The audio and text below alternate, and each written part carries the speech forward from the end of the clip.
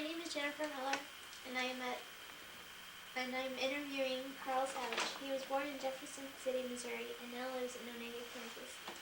His address is 23710 Karl Road, Onega, Kansas 66521. Josh Jenneret is running the camera, and Roberta Randall is helping me with the interview. Karl is a friend of the Randall and Jenneret family.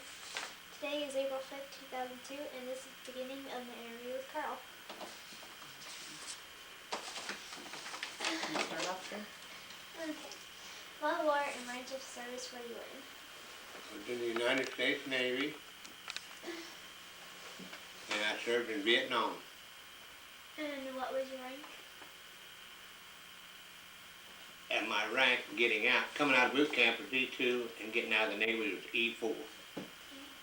And where did you serve? I was in 13 different countries and islands in 3 years. The first place I went was the Virgin Islands. Then we come back to Norfolk, Virginia. Then I went back to Gitmo Bay, Cuba. And then I went back to Virginia. Then we made a Mediterranean cruise, and I was in Italy, Turkey, Greece, Sicily, and Spain for 9 months. Then we come back to the States. We decommissioned the USS Albany, a guided missile cruiser, in Boston Harbor.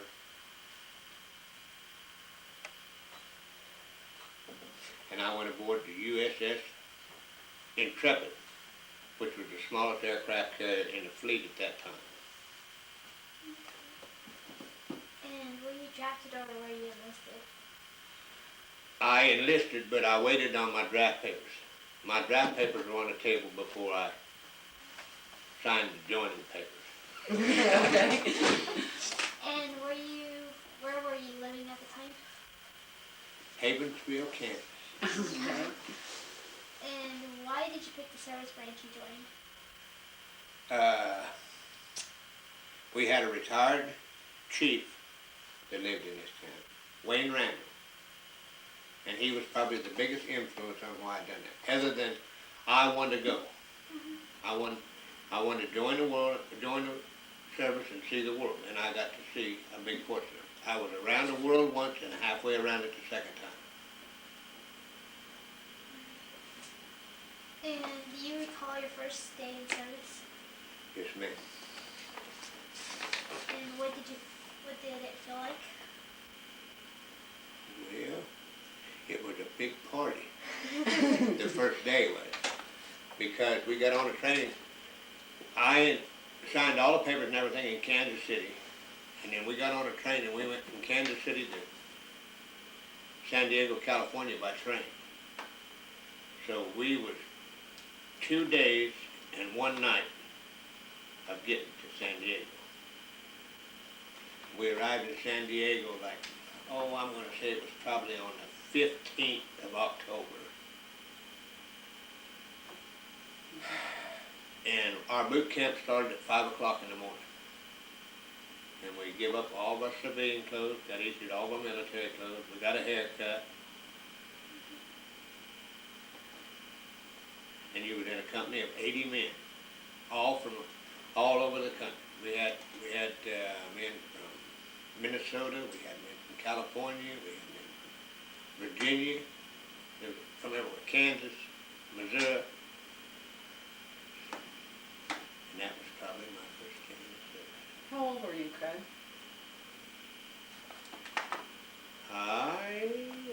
I'm going to say I was 19 years old.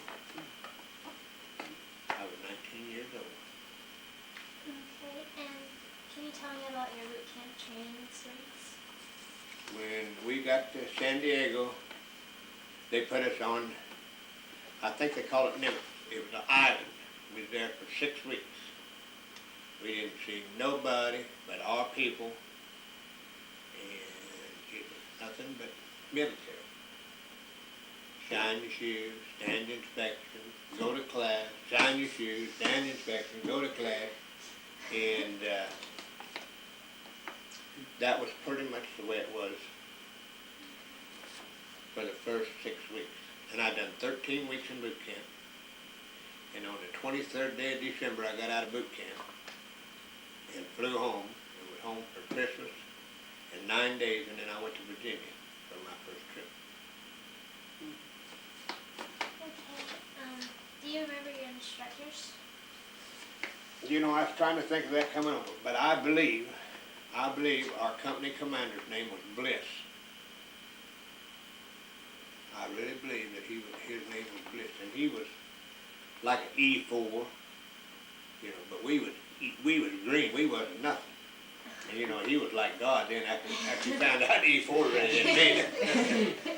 But he carried the load, and it was a prince of a gentleman. I mean, I never had no trouble through the military call because that's what I wanted to do. I knew I had to do it, so I just as well enjoyed it to fight.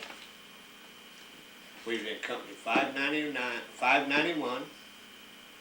My military company number was 9993439. And I still got my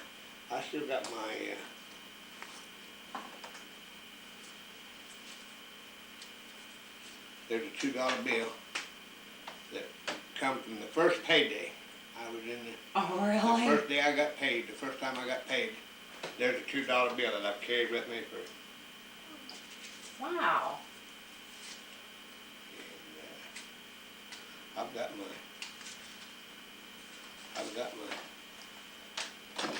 there's my own forces card. Oh my gosh, she looks so much like Tony. Your son.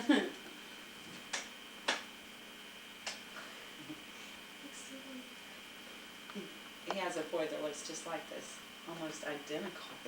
Oh my gosh, I didn't realize how much he looked like you, Greg. Like that. And that said 9993439. Now, is that something you still have to keep with you? No. No? Okay. I just keep, I don't know. Yeah, E4, there's pay on the third class, that's E4.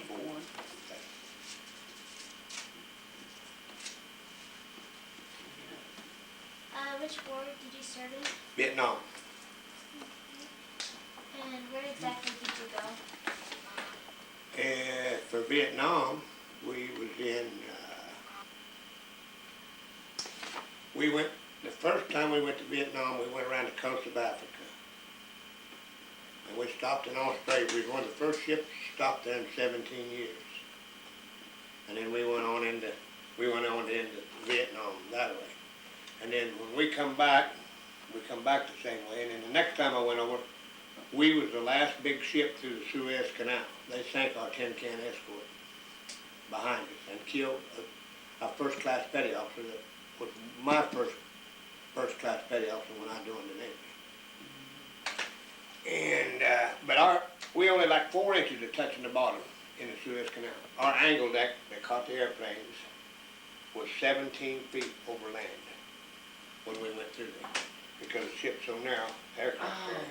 It's so And they go wide down. then. And it get so wide that our angle deck was like 17 feet.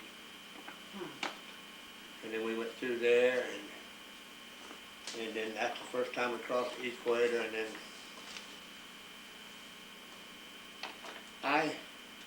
I don't think I would be far off to say that I got to cross the equator 6 different times.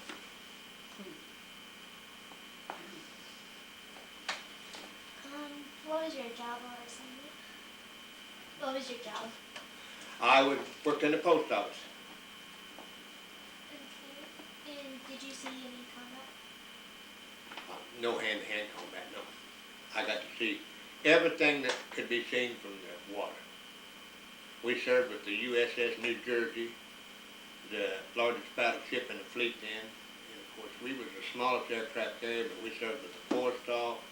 We served with the Independence.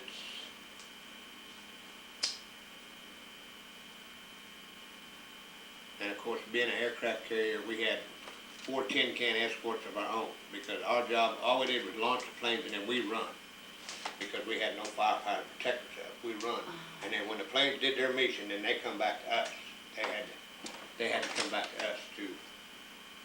So all we was a big floating dock out there. I mean, we launched the airplanes and then we run. And we just stayed. And And that's why we had to have tin can escorts, and we had submarine escorts, and we had, Because you had no firing we had, power. you know, everybody around us took care of us. Mhm. But we took care of everybody around us in the sense of the word that we had the biggest sonar, we had the biggest radar, we had all the detection points. Even though we were still, our ship now is a floating dock, a floating monument in Boston Harbor right now. They, last I heard, they were gonna make a gigantic restaurant out of it. Oh, really? Huh. Were there many casualties in your unit? No, I don't think we lost any. I don't think we lost any out of our unit. Now, we lost, well, I'm not gonna say for sure how many pilots. I know we lost 2 or 3 pilots. And we had,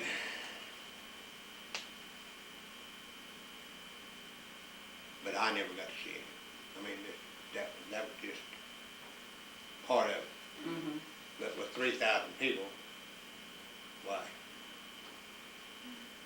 You don't You know don't- everybody personally. Yeah, and, well, you know, like, when I was aboard the guided missile cruiser, we was down off of Gitmo Bay, Cuba, and we shot $1 million worth of missiles down there. We got 17 direct hits with $1 million worth of missiles. The missile weighed 15 tons that we launched off that ship. And 15 seconds after it was airborne, it was turning 1,500 miles an hour. And it was a heat-seeking missile, and when it's locked in, you didn't outrun it. It never run out of fuel. It fed off the fuel of whatever it was after.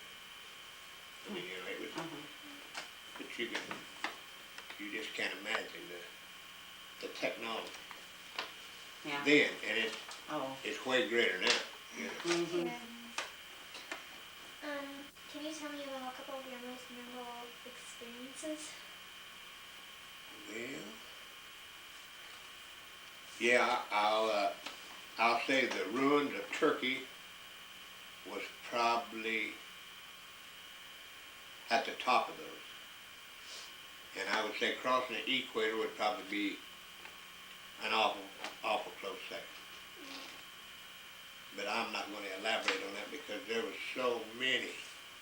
I mean, the day we got out of boot camp, you say goodbye to 80 guys, the chances are you'll never see them again. Well, you served as a family for 13 weeks. You know, you knew everybody and everybody knew you. You knew where they lived, what they'd done, you know. And then you go aboard ship and you get acquainted with all these people, and then you decommission that ship and you go to another ship and then you reunite with all these other people, and you know, it's just unbelievable as to the family experience you consume while you're there. I mean, everybody's got a job to do, and if everybody doesn't do their job, it may be your life that, you know, so you do your job, and it's not hard, but it's steady. It's every day. You're at sea 30 days, you've got nothing to do but work. Yeah. But I say you got nothing to do. I mean, you know, like the ship I was on, we had our own gun club, we had our own coin collection. Then we went aboard the aircraft carrier, we had our own Saturday night fights. We had what they called the smokers. If I didn't like you, or you didn't like me, or you didn't like somebody else, you just go and put your name on a board and his name, and they'd call you to the ring. And they had You fought it out. you had a knockdown drag out, you know, and there was a lot of big boys. I mean, but we had 50-some Marines aboard that aircraft carrier that done nothing but took care of the ammunition. There was lots of things you didn't know about. You didn't want to know about. It was none of your business, and you didn't inform about it. You know, you just you dealt with the people on a daily basis, and you done your job, and then you know, you got by. Every night there was movies on the mess deck. Every night there was card games. If you wanted to go to card games, there was anything you wanted to do, it was there. But you know, How did you you stay in touch with your family? Well, I had an 8mm movie camera, and I would have brought some of the film with me. But my sister put them on a disc for me, thinking she was doing me a favor, and they really messed them up. So I really don't have a whole lot of pictures. But the folks gave me 8mm camera, and I sent that home, and then we had tapes. I had a tape recorder board ship, because I won't write. And they had a tape recorder at home, and when you sat down in the evening, or if you was in the post office through the day or something, you had to, it's like time you just told them what was going on. Now, were they able to send recordings to you then? Yeah. Oh. We had a, you know, you talk about a small world around the world. We had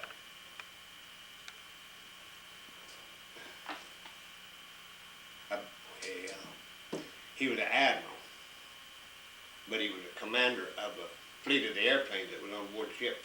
His little girl wrote him a letter, and she didn't have a stamp. And she taped a dime on a stamped corner of an envelope. And it come from California, went clear across the United States to the Fleet Post Office in New York, left New York and went all the way over to Cuba, went through the post office there and was broke down and come to the ship, and that dime was still on the envelope. Yeah, you know, it's a really small world, and you know,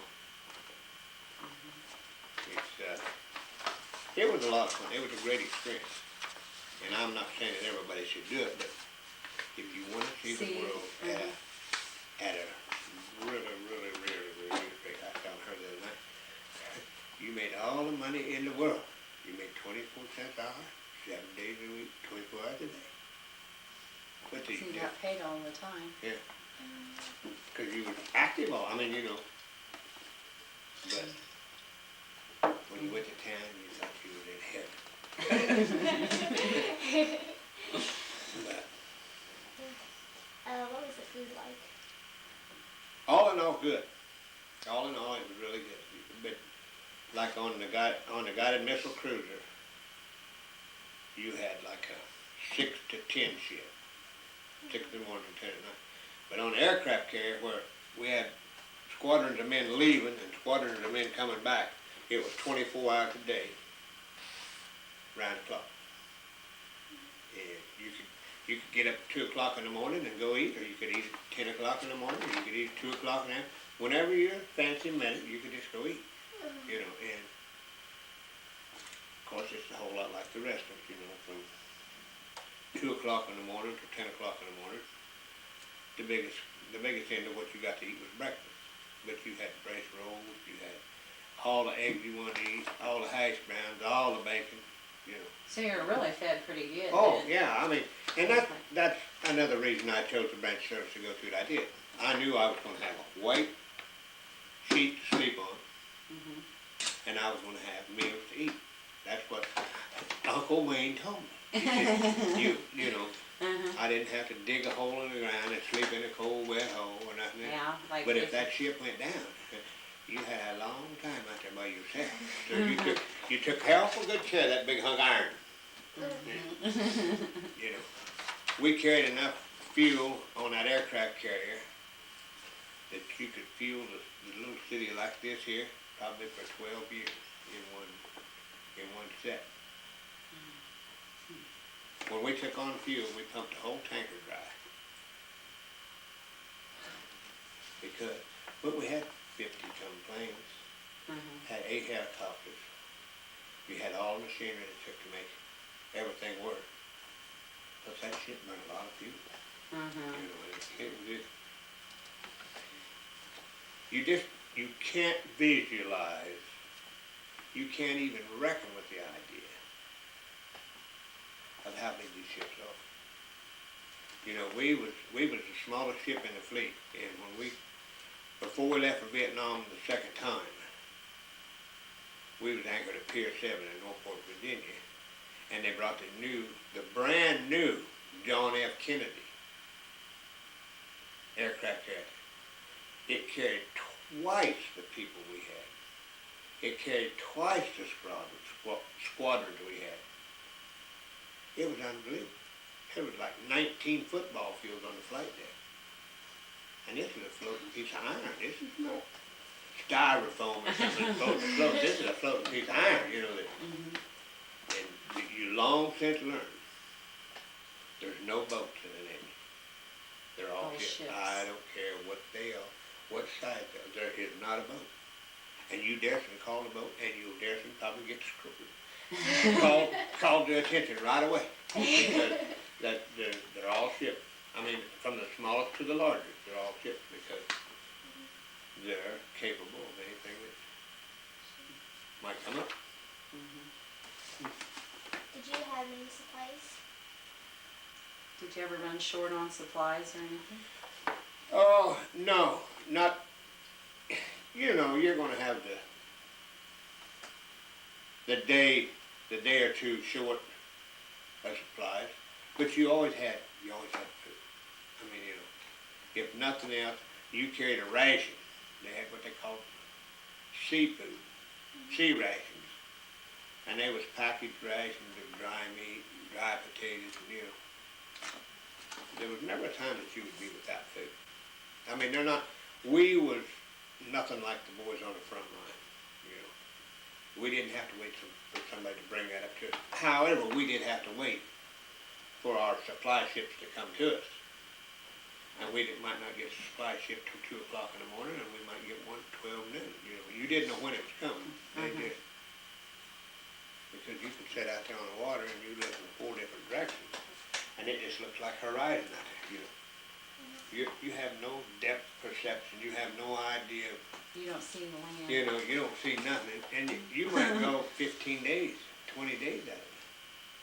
And then one morning you wake up and you look out there and there's a little spot on the horizon. It's a little bigger, it's a little bigger.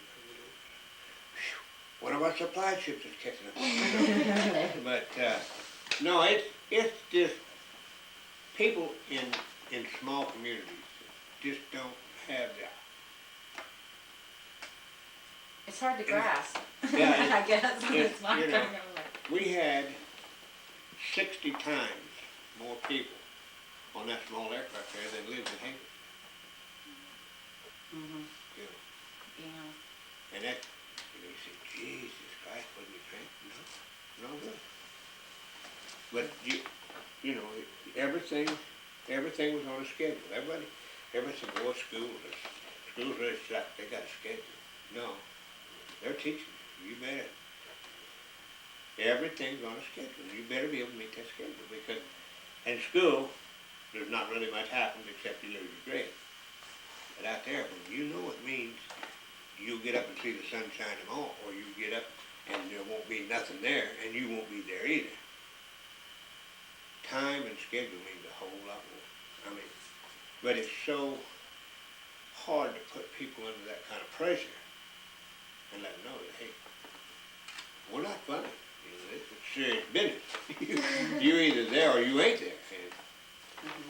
So in other words, you did feel kind of some pressure and stress? Oh, well, yeah, but you couldn't help but not. But that's, you do that in a daily job, so you're gonna feel some of that. Yeah. You're gonna feel some of it. There's days the day just flies by, and then there's other days, you know, you just can't. You just, well, there's some of them didn't. There was some of them jumped ship, you know, and they'd find him 4, 5, 6 days later, you know, yeah. They just couldn't handle it.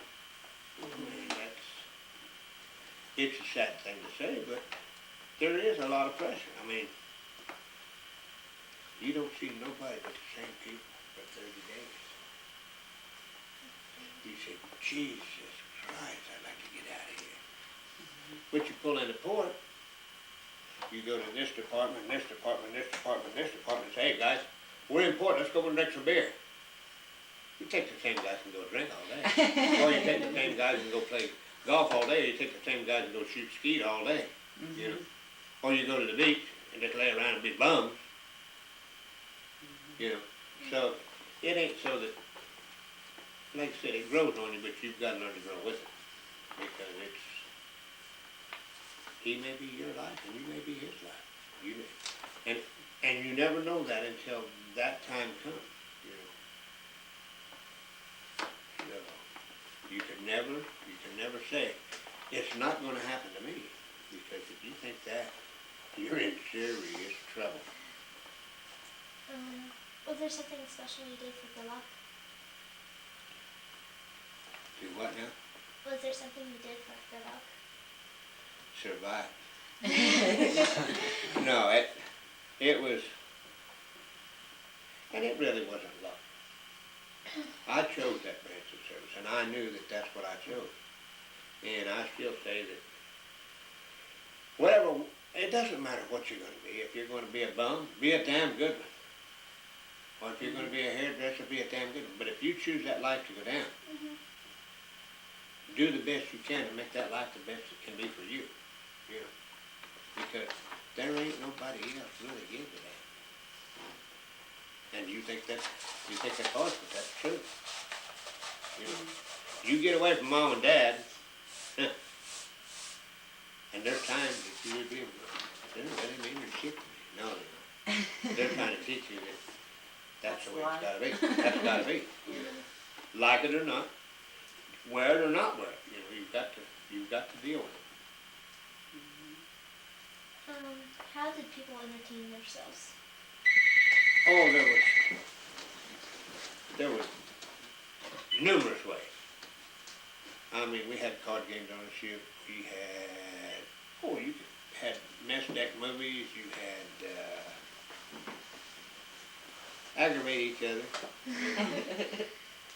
There's just any number of ways.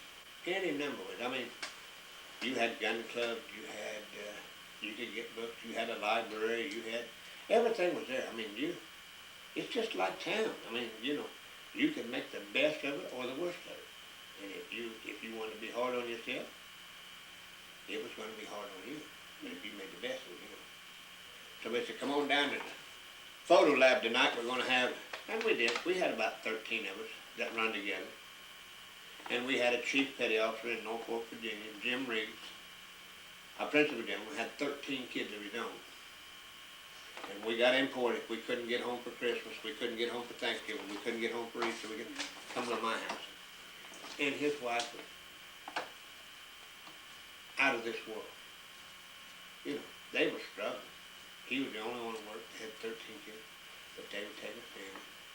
We'd have a big dinner. Of course, I and a kid from Michigan, a kid from Flagstaff, Arizona, a couple guys from Minnesota.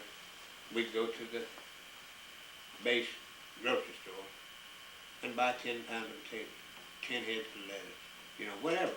And just go to his house right now. She said, come back tomorrow at 4 o'clock and we'll have a big meal. And we'll buy enough for everybody, you know. And so that's where we got to spend our time. And that's what I say, you become a family, you know. You're not just, You alone. And you're not alone unless you choose to be alone. You know, if you choose to be alone, there's plenty of room for that too. But, you know, and if there's, and you get to know this guy's girlfriend and that guy's girlfriend and this guy's this and this guy's that, you know. And, you know, this kid from Arizona, his girlfriend always wrote me a letter on the back of the envelope because I wasn't in the mail. You make sure Pat gets this. Well, you know, he was going to get it regardless, you know. He come aboard ship.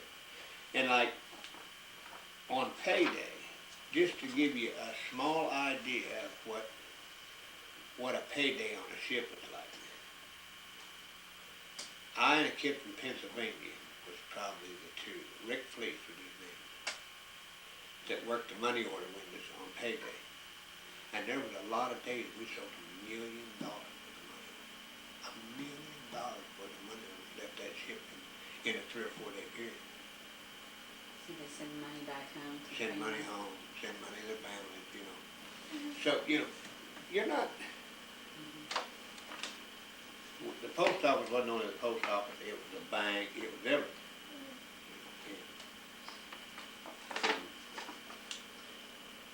I don't know what to tell you, it's hard to visualize. You know, you think here, you go to the post office, you buy a stamp, you buy a $10 money order. There was no way to get money off the ship except I went through the bank, or went through the post office. You come there, they say a chief petty officer made $1,200 or $1,400 ever pay had. You know, he kept $200, said $1,200 home. It don't take long, you can run on that. Buku amounts of bucks. I mean, mega bucks. Mm-hmm. And of course, like working on money order window, if we was $10 short at the end of the day, we had to get off $10 out of our own pocket. Because whatever the sale was, that's the way it was, you know. So you didn't make mistakes. You know, and a lot of mornings, we opened the post office at 5 o'clock in the morning, and at 5 o'clock the next morning, we were still open. You know, if we knew we would had a ship coming alongside, a refueling ship or something that we could get mail off on, or if we knew there was a plane leaving to go to the Philippines in the morning, and we could get 10-ton of mail on it, we worked day and night to get everybody satisfied, take care of everybody, so that when it left, everybody would be satisfied, you know. Everybody said, hey, damn it, I didn't get this, I didn't, well, you did. You know, if you wanted it, that everybody would work towards the goal. And you couldn't say, well, I have a 8 to 5 job or a 3 to 4 job. No. You did, everybody expected. And everybody knew everybody. If you needed paint, you went to the ready room, you got paint. If they needed something through the night, or there's been a lot of nights that come down at midnight. Can I get a couple of $100 money orders? Because, you know, mail's gonna leave 2 o'clock in the morning, and I need to have money on there so we go. Yeah, you go up and get it, go up and do it, you know. Because next time, you may be stranded somewhere, or you may need something, and he may have the out. So you all work together. Everybody done their job, and everybody done their job to the best of their ability. And there was no such thing as telling people no, you know. Mm-hmm. Oh, I mean, eventually you had to, but as a rule, you kept on until you couldn't go no more. And when you couldn't go no more, Then you said no, huh? you had to. When you had to sit down, you had to sit down, you know, there was no other. Do you recall any particularly humorous or unusual things? Oh.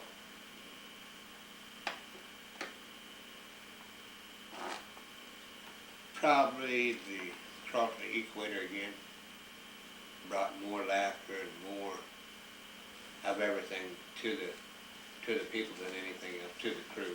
You know. I would say probably that was Oh, in the morning the ensign says, Karl, your name's on this manifest to go home. And this plane leaves in 30 minutes. And there I am up in the work clothes. I'm 13 decks above where I'm supposed to be.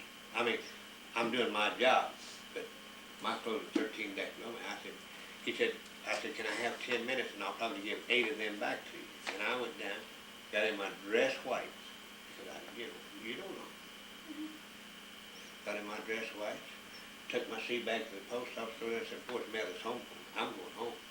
Nobody knew it. I didn't know it 10 minutes before I left. I flew from there into Manila, Philippines. The next morning I got on a plane in Manila, Philippines. I was 8 hours in the air, 1 hour on the ground, 8 hours in the air, 1 hour on the ground, 8 hours in the air, 1 hour on the ground, and then 4 hours in the air, and I was in Los Angeles, California. I left at 5 o'clock on a Tuesday morning in Manila, Philippines, and at 7:30 on a Tuesday morning I arrived in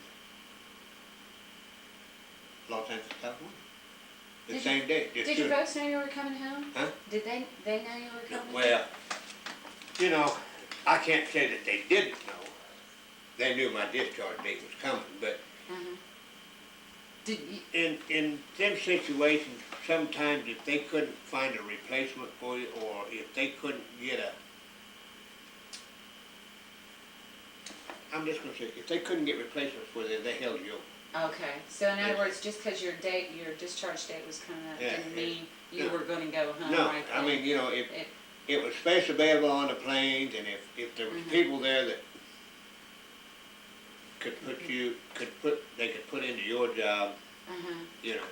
And like I said, it's just like any other thing, you know. You've got to give a little, and you take a little. And it seems like there's more giving than there's taking, but that's life too. Yeah. You're gonna find out that happens all the time, so. Okay, what were some of the pranks that you or others would pull? I know there had to be some. Yeah, we pulled all sorts of pranks.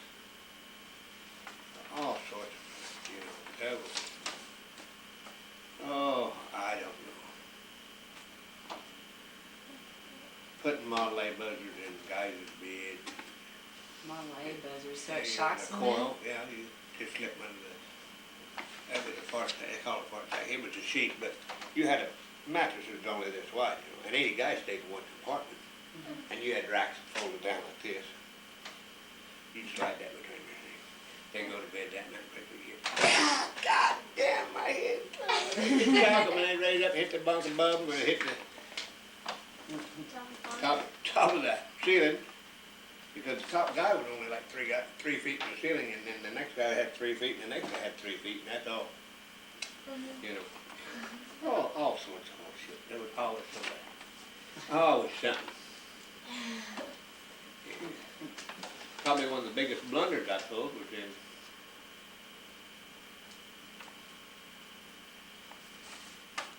Barcelona, Spain. I think that's where we were at. I and 2 other guys drank quite a bit of dark German beer, and the ship was anchored out a quarter of a mile, so we swam out to the ship. Got where we swam out to the ship and catch the Liberty launch back. And we swam out to the ship, but we didn't have any identification. And they turned us around and made us swim back. Now, you might have had a lot of beer to drink, but a quarter of a mile's a long goddamn way. Especially after you just swam one. And they turned around and said, you don't know, we don't know who you are, and you swam back. You know? But, there was, there was always pranks, you know. The cooks probably got the biggest end of that, because you go down there in the morning and say, I want 2 eggs over easy. They was over easy, all right. They may just hit the grill and they scoop them up and put them on your plate. And, you said, God damn, you said over easy, eat them, that's all you're getting today. Well, No, there was always something going on. Always. And it didn't make no difference. Do you have any photographs? Very few. Like I said, I had them all on 8mm camera, and Sis she really thought she was doing me a favor, and she would have, but they really lost them. I mean, they really messed them up. She put them on a disc, and they're not. You know, we got pictures of planes taking off and leaving the ship. You know, like on aircraft carriers, you can stand on an aircraft carrier. They really just like standing on this table, and they got a catapult that it's like a big slingshot. It just throws them planes off the ship. Just throws them. You've got a little fuse that you hook on the tail of that plane and on a cable. And once they come up to full speed and full power, that thing breaks and that catapult picks up and just jerks them and just shoots them over there. Well, they go out on them and they run out of deck. Then they fall completely out of sight. To let you know how high up the flight deck is in the water, they fall completely out of sight with the naked eye. And then they start to climb. And pretty quick you see them come up above the ship and they're gone. So, you're up there, and we've hit storms that water come over the top of it like that. I mean, they locked you in there, and nobody was allowed outside of the inside of the ship, because if you got out there, you was shark bait. You know, I don't think we ever lost anybody besides pilots that we never got back. No, we lost a few pilots that we never got back, and rightfully so. They went down with the jet. We never recovered the jet, so we never recovered the pilot, you know. He may not have ejected, he may, you don't know what happened. But then we had him come across the ship on fire, and he eject right out in front of us, and you could watch him. Hit that eject seat, the canopy goes off the plane, and they hit a button, seat and all comes out, and then they unbuckle themselves, pull the ripcord, here they come dangling down to the water. And our tin can escorts or our helicopters go out and pick him up and bring him back. You know, the jet's a total loss because you never recover it. You always get it back. Did you keep a personal diary? Just what I could keep up here. That ain't very much. What did you do in the days and weeks afterward? After you returned home. Before I got discharged, before I went to Vietnam the second time, the ship right across the pier from us in Norfolk, Virginia was gonna make a North Atlantic cruise, and I'd never been to the North Atlantic. So I requested captain's mast, and I went before the captain. I dealt with the captain on a day-to-day basis. I mean, a lot of people were scared of him. He was in command of the ship. The admiral was over him, but he commanded that ship. That ship was his baby. I mean, and everybody on there was his responsibility.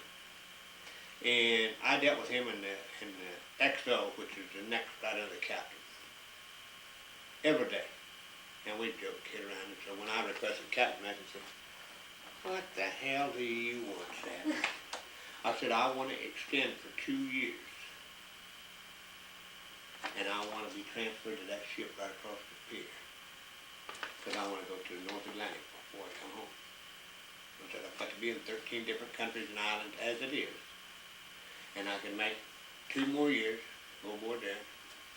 I'd have to spend about 10 or 11 months out, and then I'd be back in the States again."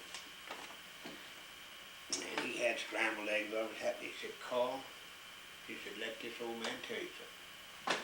All of his gold bars, all of his scrambled eggs, everything. I mean, he was dressed. He'd been there 43 years. That'd been his life. He said, I spent 43 years getting all this. It's not a young man's Navy, and it's not an old man's Navy. Go home." Oh. He said, "I recommend highly go home. Here's my name, address, and everything. If you get home anytime in 6 months after you're home, you don't like it, you call or write me." And he said, "I'll cut you orders anywhere in the world if you want to go." Well, he was right. Because when that big bird landed in Kansas City, I knew damn well it would never be. I'd never call back.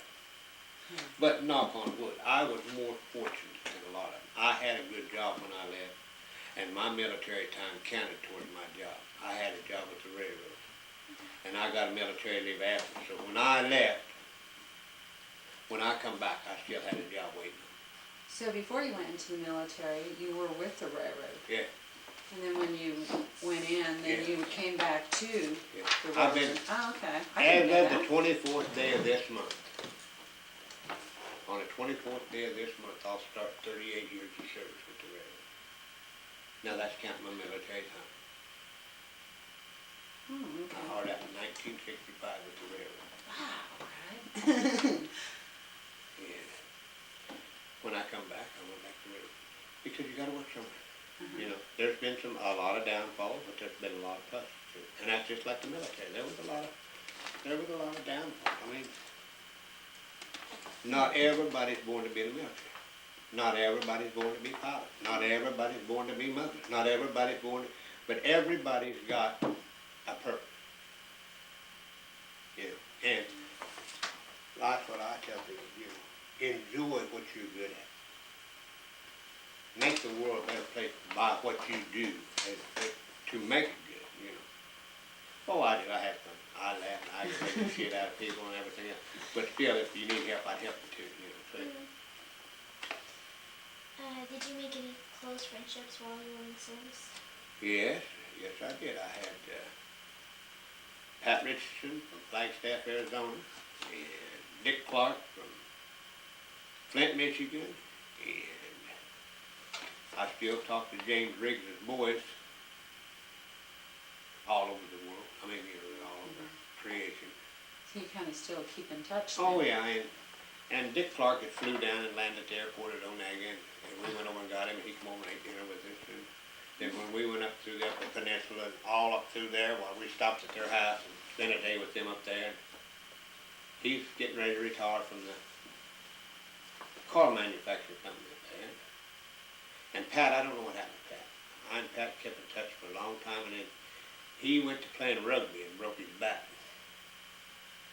And the last I heard, he was going to San Diego, California to be an electrician. And I haven't talked to him in probably 10 or 15 years, but I bet I could call out there and get one of his brothers tomorrow if I, you know. And it says on here something about reunions. When we get there, I'll tell you about that, but no, I've never went to one. I look in the paper every week. I'd like to go back. I'd like to go back to Boston, Massachusetts, to the harbor, and go back aboard the Intrepid now. So they have regular reunions that for certain Oh, shoes, is how yeah, they do you that. take- I mean, Oh, yeah, you get the VFW magazine or the American Legion magazine, and there's reunions going on all over, you know. There's, well, Vince Cass, the neighbor over there, he just started year 4 last. Went to one of his reunions out there in Oregon. You know, and like out of a company of 60 men or something like that, there's only like 17 of them left. But Heaven's 84 years old. I mean, 74 years old. yeah. I know Daryl Pinnick goes to one out in California too. Well, some and, kind of- oh, you know who I'm talking about, lives there just south of Onega. Lewis, Oh, John Lewis? John Lewis, he goes back to Arizona or back in there and goes to a lot of reunions. But we've never had a reunion. But on a ship, there's so many divisions, you know. Mhm. We had like 15 squadrons of people, and all different squadrons, you know. And then you had every division. You had the ship fitters, you had the pipe fitters, you had the plumbers, you had just right on that line, the post office, the yeomen, I mean, it's just like a city. Mm-hmm. It's just unreal. And, you know, and I'm sure that they probably had some. I know that here a couple of years ago, I went back to Boston because they had an Albany reunion. But, you know, so many glad to stuff. You know, it sounds silly. And if I was your age, I wouldn't hesitate, you know. Uh-huh. But I've been out of the military since 1968. What's that? That's nearly 35 years. Mm-hmm. Yeah. A So, lot of things change. you know, and Mhm. it's hard to say. Did you join any veterans organizations? I belong to the VFW right now, and I belong to the American Legion off and on. They get upset with me because I won't attend the meetings on Monday night. Well, I've worked for the railroad, there's a lot of times I'm not home on Monday night, and if I'm not home, I can't make the meetings, and they think you ought to be to every one, well, I'm not one of them, so. In preference to fight with them, I just don't, you know.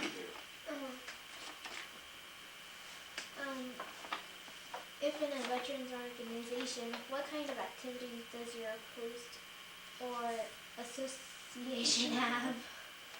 Oh, we've got like the American Legion, it's got the eye glass thing, the educational thing, you know, they help kids through, you know, bands and stuff like that through high school, and the VFW has got the memorials every year and decorate, you know, carry the colors and everything for the veterans who didn't make it home. And, you know, and if the veterans, the VA has a lot to do with the Shriners, helped a lot of the Shriners and the Shriner kids. And, you know, and if you're ever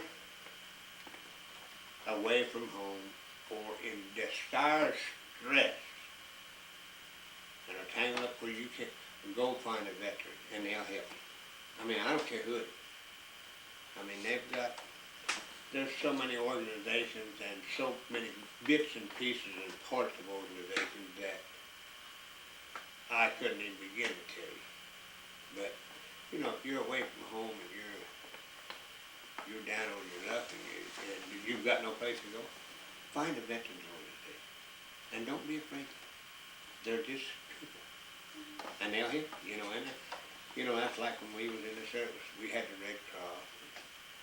You know, they tell you there's a limit to what we can do, but if you get in trouble, feel free to, you know, never guys would call and ship and done this and done that, you know, and try to get the Red Cross to bail them out. Well, they'll help you, but they ain't gonna bail you out, you know. And like, that's like most veteran organizations, you know, if you was in Chicago and you didn't have any money or anything, you could go to a veterans organization and say, look, I need something, you know, they'll help me out, and they would help. You know, that's just part of it, because, Even if you weren't a veteran. no, even, you know, and And that's why I probably despise the man we got in office more and more every day that we've got now. Is that these veterans have put this country where it's at, but they don't want to take care of it. We've got veterans hospitals, they just keep cutting the funding to them and cutting the funding. You know, there's some guys, that's all they've got. And I'm not saying, excuse me, I don't mean guys, those people, because there's as many women veterans today as there is men. Oh, I don't say there's as many, but there's a lot of women veterans. And you know, that may be all their families got. You know, and there's people that are just not fortunate to have. That's what I told my kids, that I've lived an awful sheltered life because I watched my dad and mother work and both of them had benefits. And I worked for an engineering outfit out of Oklahoma City when I first got out of school. I worked in Oakland, Iowa, and Dallas, Texas, and Liberal, Kansas. But you had no benefits. And I got a chance to go work on the railroad, and I quit them and went to work on the railroad, strictly for the benefits. My benefits cost the railroad today better than $600 a month. My benefits, and that's not my wages, that's my benefits. That's my eyeglasses, hospitalization, the whole nine yards. Yeah. So when you're looking for jobs, if you're trying to pick things out of the air, don't forget the benefits because That adds a lot to your wage. You oh, don't that get that much. I mean, you can work for $6 an hour, and you won't have everything, but you're not going to have everything. I don't care what. If you make $1 million, you're going to spend $1 million. If you make $10, you're going to make you're going to spend $10. But them benefits, they're hard to beat. They're hard to beat. Yeah. And that's where your veteran organizations come in. They're to help people. Did your military experience influence your thinking about the war or about the military in general? I'm very opinionated on some of it, but I won't discuss it. It's How did your service and experiences affect your life? How did your service and experience affect your life? oh, I don't know. I just You can brag to us about how the places you've been, huh? well, yeah, and I think it made me a better person. You know, I don't know. Maybe it didn't, but I want to believe it did because you've got a lot of things you can think back on. You know. There's a lot of things that you can turn time back on and look on and say, if it wouldn't have been for this, I may not be here. If it wouldn't have been for that, I may not be here. Well, you know, the table could turn too. But you do a lot of growing up in the military. I like growing up. You ain't got nothing else to do. Nothing. Do your job and grow up because And they come back so respectful. All of the young military boys that I know, they come back so much more respectful. Oh, you know, they treat people with respect. well, and I think that's part of the learning of the military. I mean, you know, you're in there, and if you want to buck the system, it's just like school or anything else. If you want to buck the system, there's people that's going to buck you. And I can tell you, you're not going to win. I don't care how good you are or what you do, you're not going to win. So do your job, be yourself, and be the best that you can be. You might not have been dealt 4 aces in the hand that you want to live by. But if you've got your health, and you've got a family, and you've got any kind of a job at all, take care of it. That's your life. That's what you dealt, and you better learn to live it. Don't look at the other person and say, the grass is greener on the other side of the fence, because it's not. You get on the other side of the fence, you find out that grass didn't green up.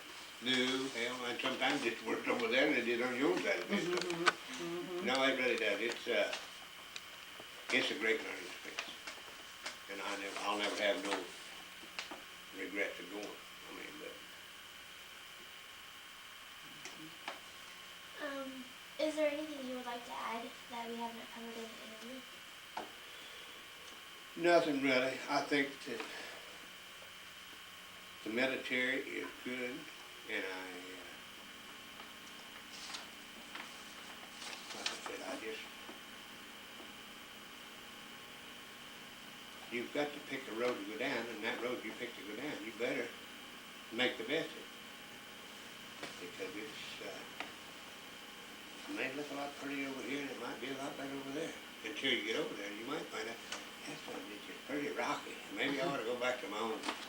No, I think it's a good interview, and I would recommend the military to anybody, even today, even with the war going on. But like when Karl graduated from high school, they come, Fort Riley comes from when they were play the oboe in the band, because there's no oboe players out there.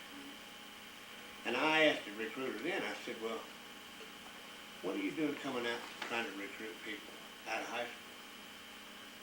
He said, the military is not like it used to be. The military used to catch all the crusties. The guys, the robbers, the crooks, the rapists, or whatever. You know, they put them in the military, and you'll do it this way, or you'll be court-martialed, you know. Today, the military is so high-tech and so professional that they don't even have to talk to the middle-class people. They only have to talk to the top 10% of every class. So you don't think we haven't come along? That's like the war we're fighting today. We don't need a person on the ground over there. But whatever we tear up, we're going to be about it. So we better keep some people on the ground. But we've got technology with missiles and bombs and rockets that we could do everything we want to do off the big pond. I call it the big pond. We could. We've got submarines out there that's got surface-to-air missiles that once they lock onto you, you're caught. I don't care where you go. Go 1 day, 1 hour, 1 week, but it'll get you. You don't outrun it. It stays with you like a dirty shirt. You know? And, you know, there's so much that I would recommend the military, and I'm not sorry that I ever served. Well, thank you for your interview, Craig. Well, thank you for asking me. I hope I helped you some. Oh, yeah. It's just good. It's just